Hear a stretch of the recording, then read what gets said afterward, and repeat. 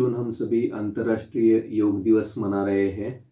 सभी को इस बात का अवेयरनेस हो जाए, ऐसे क्या फायदे योग से मिल रहे हैं जिस कारण हमें योग करना जरूरी है। आज हम सभी देख रहे हैं कि कितनी सारी समस्याएं बढ़ रही है।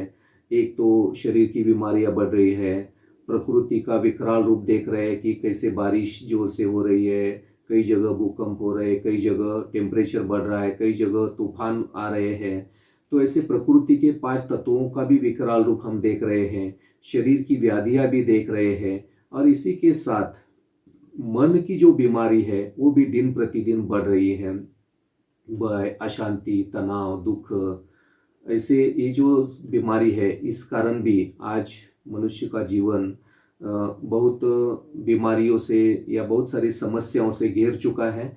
और इन सभी से मुक्ति पाने के लिए कई सारे प्रयास भी किए जा रहे हैं। और इसी में से कई सारे साधु संत सन्यासियों ने भी योग के माध्यम से भी इन सभी बीमारियों के ऊपर या समस्याओं के ऊपर जीत पाने का प्रयास करके सिद्ध किया है।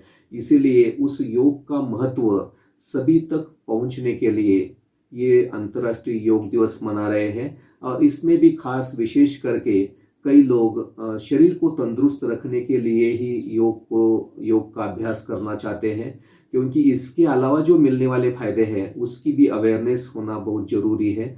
आज हठ योग हो, प्राणायाम हो, ये शरीर को तंदुरुस्त करने के लिए इसकी आवश्यकता है। परंतु आज केवल शरीर की ही समस्या नहीं बढ़ रही है, परंतु मन भी बीमार होता जा रहा है, मन कमजोर होता जा रहा है, मन शक्तिहीन होता जा रहा है।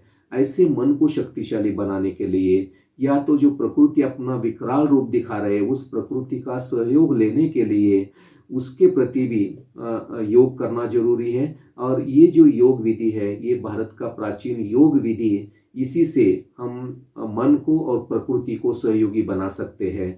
और ऐसे भारत के प्राचीन योग की जो विधि है वो प्रजापिता ब्रह्मा कुमारी ईश्वरीय विश्वविद्यालय में सिखाई जाती है।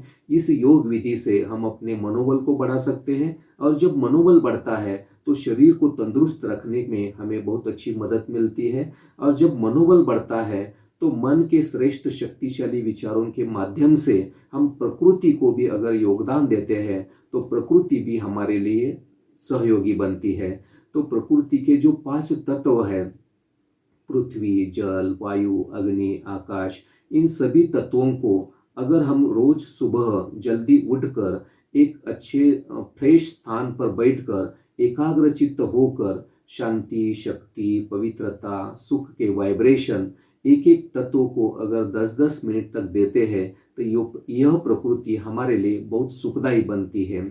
और इसी के साथ अगर हम श्रेष्ठ कर्म भी करते हैं इस प्रकृति को सुखदायी बनाने के लिए तो उसका 100% लाभ हमें मिलता है। और हर कर्म की शुरुआत पहले मन से होती है, इसीलिए इन प्रकृति के 5 तत्वों को रोज योगदान देना जरूरी है। शांति, पवित्रता की वाइब्रेशन देना बहुत आवश्यक है। ऐसे नहीं समझना है कि मेरे अकेले से करने से क्या होगा, सभी को करना जरूरी है, नहीं। प्रकृति का एक नियम है कि जो करता है उसी को मिलता है, जैसा करता है वैसा ही मिलता है, जितना करता है उतना ही मिलता है। इसीलिए अगर मैं प्रकृति के लिए सुखदायी बनाने के लिए अपने श्रेष्ठ शक्तिशाली विचारों को प्रवाहित कर रहा हूँ तो इसका रिटर्न मुझे ही मिलता है। और उसी के साथ अगर मेरा कर्म भी श्रेष्ठ बनता जा रहा है तो उसका भी रिटर्न केवल मुझे और मुझे ही मिलता है। इसीलिए प्रकृति को योगदान देने के लिए हमें प्रतिदिन अपनी जीवन की दिनचर्या, एक जीवन का अंग योग को बनाना जरूरी है। रोज सुबह उठते तो करना ही है, परंतु बीच बीच में जैसे हम पानी पीते हैं, भोजन करते हैं या कोई भी कर्म की शुरुआत करते हैं तो सबसे पहले हमें 1 मिनट, आधा मिनट योग मतलब ध्यान करना जरूरी है। ध्यान में हम परमात्मा को याद करते हैं और परमात्मा की याद में जब वो शक्ति हमें मिलते हैं तो उसका असर पूरे दिन भर या पूरे कर्म के ऊपर हम बहुत अच्छी तरह से हमें प्रभावित करता है। केवल हमें नहीं परंतु प्रकृति को भी ये वाइब्रेशन प्रभावित करते हैं। और ये बात सभी के अंदर इसकी अवेयरनेस, इसकी जागृति सभी तक पहुंचाने के लिए ये अंतर्राष्ट्रीय योग दिवस मना रहे हैं। तो केवल एक दिन के लिए योग विधि नहीं करनी है, परंतु योग प्रतिदिन करना है और आप सभी प्रतिदिन योग करें, योगी जीवन बनाए, ऐसी आशा रखता हूँ। धन्यवाद।